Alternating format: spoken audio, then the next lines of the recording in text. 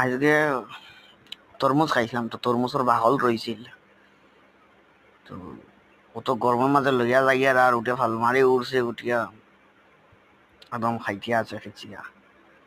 তবে ডর করে এটা হইল গিয়ে আবার বেটা এর মাঝে খামড় দিয়া বলে অকলতা চুলাই মুলাই দিব, এর লাগি ডরাই যাইব। গালার তেমন বেশি পিটছি না, তবে দিছি, খেঁচিয়া খাইছে।